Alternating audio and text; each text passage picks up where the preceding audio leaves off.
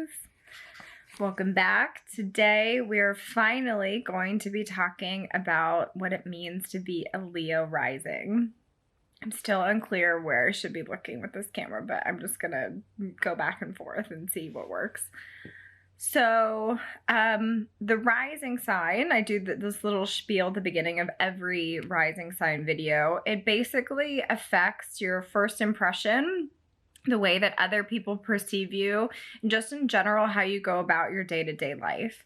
So the rising sign for many people can actually be more impactful and more meaningful than their sun sign because it might show up more actively in their day-to-day personality. It can definitely be the explainer of why you might not identify with your sun sign at all, and definitely can explain why you might feel misunderstood upon first impression.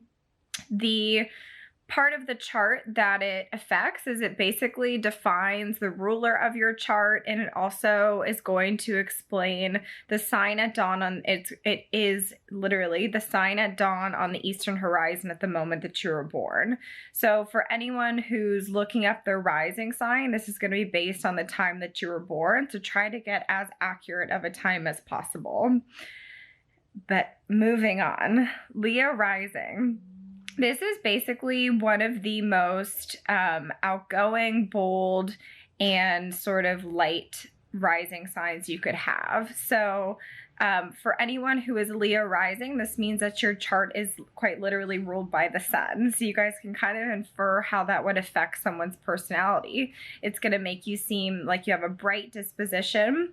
It's going to make people pretty attracted to you. And I don't mean that necessarily as a romantic attraction, but just more people will look at you, people will notice you, and people will tend to gravitate towards your energy. This is the type of personality, obviously depending on how your rising sign aspects in your chart, but for the most part, it's a type of energy that moves towards the center of the room rather than just staying on the side. This is the person who'd rather make the joke first than be made fun of. It's the type of person who would rather raise their hand and take the initiative because that is, for whatever reason, less vulnerable than waiting to be called on.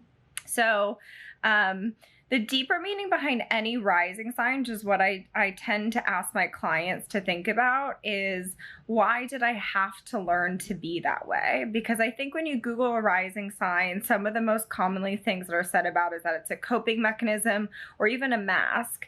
But to me, when we think about it through that lens, I like to think of the first time we experience shame or vulnerability or fear around who we are. And then we meet our rising sign and we use that as a way of coping with what life has dealt to us. So again, my question to my clients is, why did I have to learn to be that way?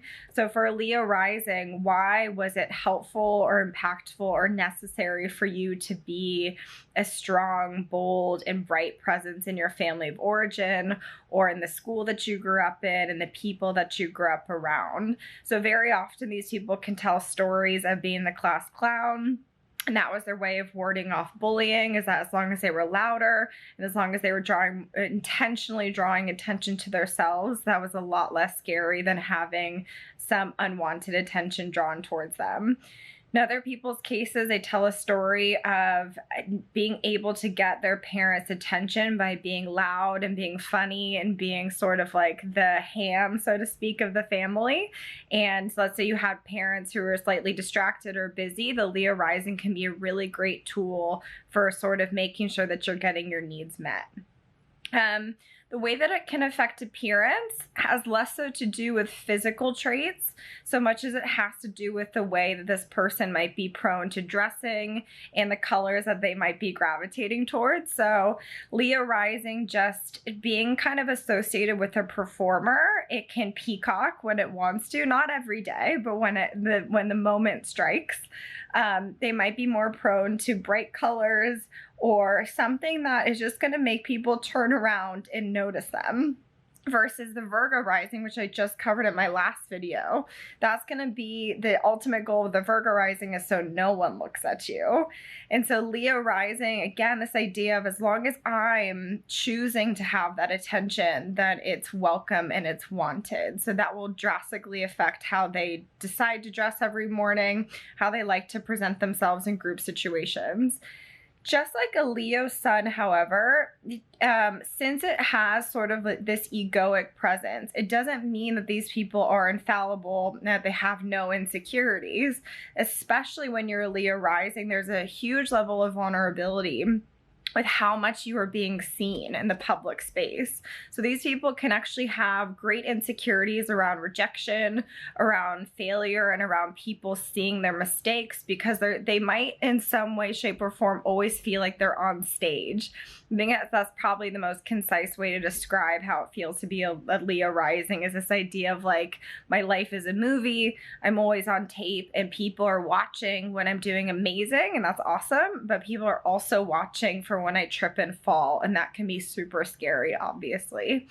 So if you are a Leo rising, but you have very sort of like more introverted planets and signs in your chart. So let's say you're a Leo rising, but you're actually an Aquarius sun.